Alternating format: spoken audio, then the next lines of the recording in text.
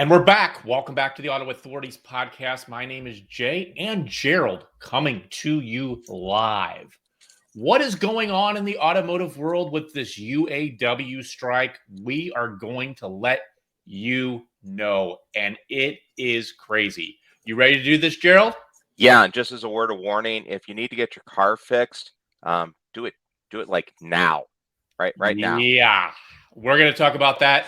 Have you ever felt like you were taken for a ride while buying, selling, or repairing your car? Well, not anymore. I'm Jay, and this is the podcast to tell you what to watch out for, whether you are buying, selling, or repairing your car. With over 26 years of automotive experience, we are the Auto Authorities. This podcast is sponsored by iAutoAgent.com. We're real estate agents for cars.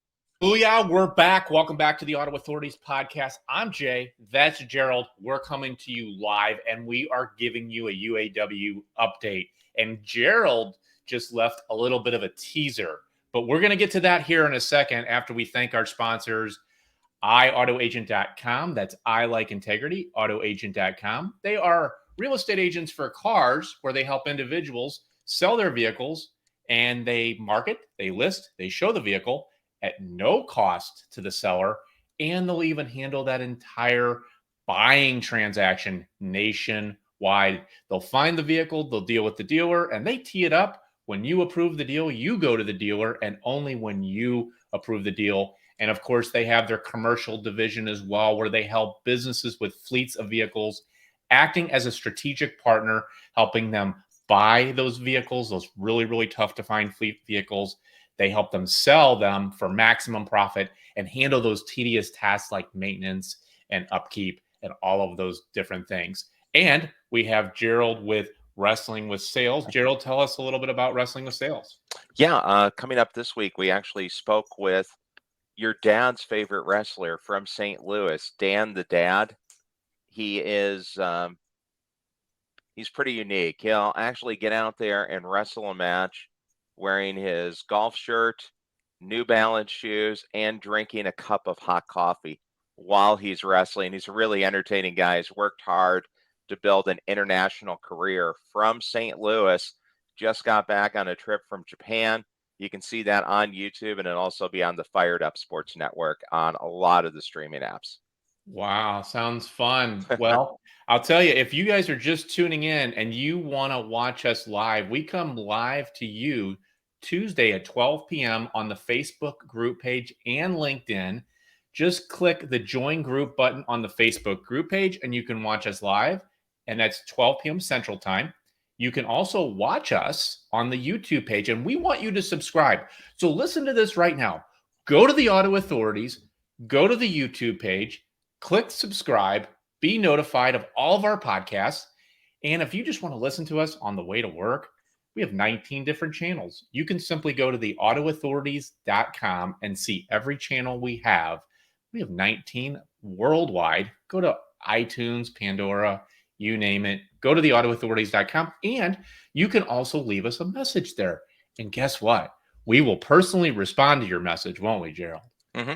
So, Gerald, let's talk about this UAW strike. It's getting heated, and it's going to affect all of us, isn't it?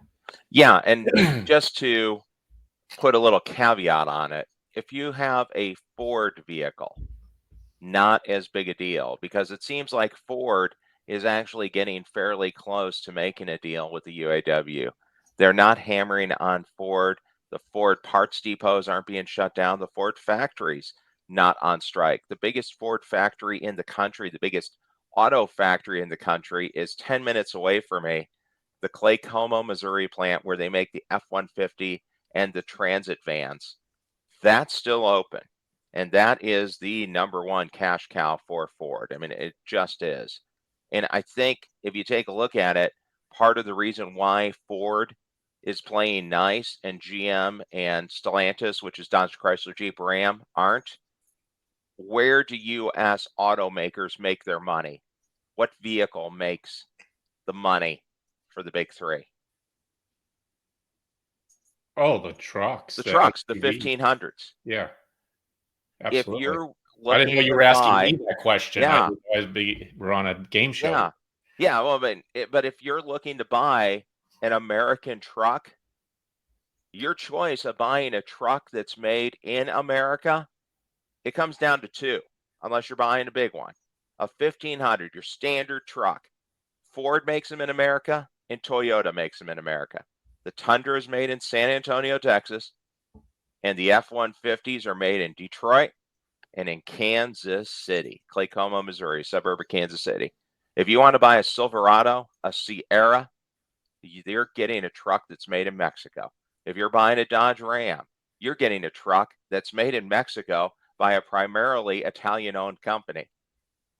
And I think that's part of the reason why they're not playing as nice with the UAW. And the ramping up of the strike, what's happened, and you'll see the effect as soon as this video is out, it'll actually start hitting. If you're watching this, it's going to be resonating with you right now. The UAW on Friday announced that they're expanding the strike to cover 38 parts distribution centers for General Motors and Stellantis. So you're thinking, oh, okay, well, hey, they're not going to be able to make the cars because they'll run out of parts and they'll have to shut down the factories. All right, no big deal. And I think that's what most people are taking from it. The reality is, though, it's a lot more involved than that, because almost every dealership in the country operates on just-in-time availability of parts. Everyone. You go to dealerships and you think, man, they must have these huge warehouses of parts. They used to, but not anymore. It's all just in time. You don't have the parts center open. As soon as they run out of their day supply of parts, you don't have the ability to get anything done at a dealership except oil changes and tire rotations. And that's going to be a huge, huge issue. And everybody's going to be affected by this. And that's really what we're trying to convey for all you listeners, is that this is getting nasty. And here, I'm just going to say, my theory is Ford's trying, they're like you said, they're building vehicles in America. They care more. You get into some of these foreign countries, they don't care. And also, let's face it, they supply these dealerships all these 1,500 trucks because there's huge profit margins in them. They just flooded them with them because they're going to make lots of profit. And then they recently just put incentives on Rams and some of the other 1,500s. Well, now my prediction is the longer this thing goes, because the supply is going down, and when the supply goes down, prices go up. And so they're just playing the game right now, and it'll be really interesting. And you had said to me earlier today about a chicken fight. I really think you're right about that. Yeah, well, and keep in mind, and this is something that people should keep in mind too, when they're saying, oh man, those trucks are stacking up. How's Ford, how's GM, how's Chrysler making money? They already made their money. When manufacturers say we sold at retail X number of vehicles, they don't mean when a customer buys them. The brand, already sold the car. The dealership bought them. The dealership having cars is no different than going into a Dillard's and buying a pair of Cole Haans. Cole Haan already sold the shoe. They sold it to Dillard's. It's Dillard's problem now. When Ram, Jeep, Dodge, when they ship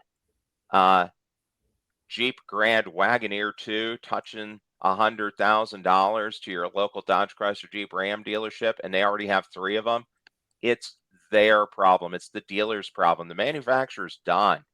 And like you said, Jay, the only time the manufacturer is dipping into their pockets is if they do an incentive. And if you're looking at a special rate, which some brands are advertising special rates of 5.49, the Fed funds rate's 5.5. They're giving up literally 1/100th of a percentage. That's nothing. It's meaningless.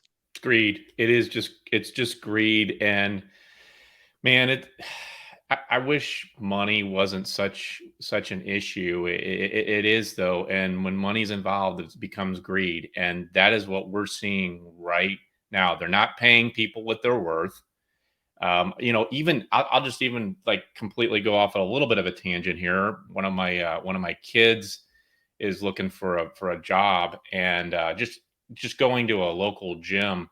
They're going to pay $12 an hour. Like, Mm-hmm. are you kidding me? You can't, like, you can't even like live on $12 an hour.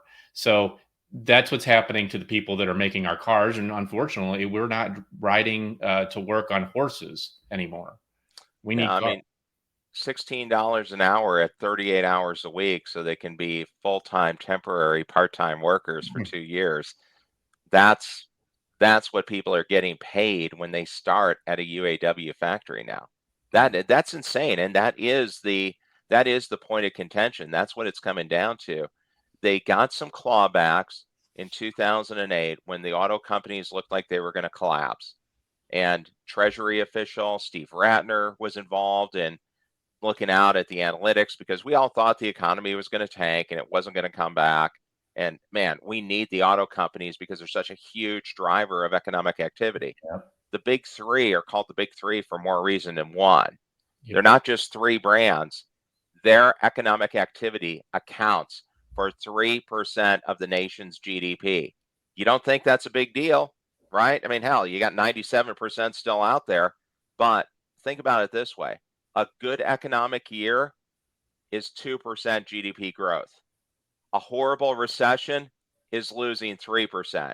If you don't have the big three, you're in a recession immediately because you just lost 3% of the economy. So that's why everybody freaked out. And the UAW saw it and they said, oh, yeah, hey, we're in. We're going to help. We'll take the cuts. Let's go. We need to keep these jobs. Well, the only problem was the U.S. companies have made more profits year over year the last 4 years. No industry benefited more from the COVID crisis than automotive industries. From the top to the bottom, manufacturers, distributors, dealerships, salespeople, all made more money than they've ever made. A lot of them more than they ever imagined making. Yeah. There's plenty of local dealerships that made more money the last 4 years than they did the previous 50 years combined. Good point. Except the only people who didn't benefit, the UAW workers, they got nothing. They're still working temporary, full-time, part-time jobs, making $16 an hour. They could quit and go start at the Quick Trip down the street and make $4 more an hour. It's utterly insane. Let's talk about what's on the table. Yeah, no. I mean, here you bring up a good point. Let's talk about what's on the table right now. Is the fact that they're at 20. They want a 40% raise, and they basically have agreed. They're at 20% now, so they're like still double what they want, and versus what they're willing, what the UAW is willing to give them. And I'm sure they want the phase into full pay cut down, because right now it's called the 2-tier system, but it's really a 3-tiered system. You're not hired in as a full union worker. It takes you 8 years to get there. I'm sure they want that, either dramatically scaled down or eliminated. Yeah, it's absolutely it's crazy, and I guess all of our hopes is that this thing goes away sooner than later, because what we're starting to see is we were starting to see declines in the market, and now because of the strike lately at the auction, prices have jumped up again, and this is gonna cause another potential shortage, Yeah, I mean, auction prices last month went up 1.5%, which is really kind of reversing the declines that you saw the last couple of months. Right. It's been declining about 1% a month, which is still crazily low versus what it should. I mean, I think normally it's about a 3% drop per month historically. So we just got to dropping 1%, but now you're already back up. So yeah, no, it's definitely creating a gap, and you still have that. You have that hole of 8 million less cars produced over the last 4 years that would have been produced. So you're already at a built-in structural shortage that's going to take years to overcome at full production. And obviously, we're not at full production. Now, what do you think about this? I think it's an interesting move that President Biden and former President Trump's going to go into Detroit. They're all just bidding for another 4 more years. Yeah, but from dueling perspectives too, because President Biden has often said that he's the most pro-union president in history. So that's going to be his position. He's going to be walking the picket line with the UAW president in Detroit on Tuesday, and then former President Trump is going to be giving a speech to UAW workers, largely telling them that the union has failed them and they need to turn their backs on them. So, polar, not shocking, diametrically opposed positions on it. And some other candidates have weighed in. Tim Scott, who is a South Carolina senator and is running for president as a Republican candidate, he came out and said the manufacturers should just lock them out and fire them all and hire new workers, which is a bold strategy considering there's more jobs open than there are workers able to work. So, right. Hiring a highly trained workforce from the start would probably be a fairly difficult thing to do. Yeah, can you imagine those comments haven't exactly gone over great? Yeah, can you imagine getting one of those cars that the new person built? It's like, we always joke that depending on what time of the week your car was built, that could also give you a good inclination of the success that you're going to have with that car. Is it a Friday car? Right. Yeah. Well, and then there used to be, and this is true, I've had this happen. You get cars delivered and you open up the glove box and there's random parts in it. And those are parts that they just didn't know where to put them in the car. Just throw them in the so glove they box. just lob them in the glove box. Actually does happen. Now, that being said, the quality of the domestic cars has improved dramatically. It's not what it was in the 80s. They actually are all making pretty good products, but it is funny when you see something like that. Yeah, no, I mean, it's you just never know. So what in your opinion, what do you think is going to happen from here? I think they're going to be in it for a while. I don't think the UAW is going to take their foot off the pedal, because this is something that's going to be a huge part for their survival as an organization. The other thing that Ford has done that I think has backed off the pressure on Ford is they've made moves to unionize their EV division, which right now isn't. And if you look at one of the other major story arcs of automotive manufacturing over the summer, it's been the announcement of $3, $4, $5 billion EV factories all around the world. Toyota announced a huge EV development center that they put in Michigan, which is unusual because most Toyota factories that have been built in the last 2 decades have coincidentally been built in southern non-union states. But they built their EV hub in Michigan. And when they announced it, they said that their next generation of EV batteries are going to be a third of the weight with triple the range. If you drop the weight down, current EV cars have about 6,000 pounds of batteries. They're super heavy vehicles, fly through tires because they're so heavy. You cut the weight down to 2,000. Now you got a car that's lighter, less expensive, and it's going to have double, triple the range of most gas tanks. That's a game-changing decision, and that's going to be met by everyone else. I think the UAW is actually looking forward, and they can see the future isn't going to be $100,000, $180,000, 6,000, 8,000 pound mid-sized sedans that get 200-mile range EVs. The EVs are actually going to become the budget car that they can produce fast, that gets 600 miles of range, and that are cheaper because they have less parts. It's just a matter of getting these battery factories cranking. So they need to be in that, because if they're not in that, they're done. So they are looking forward. They're looking towards the future. And I think that's going to be another key area of contention, because there's multi-billion-dollar battery factories being built all over the country.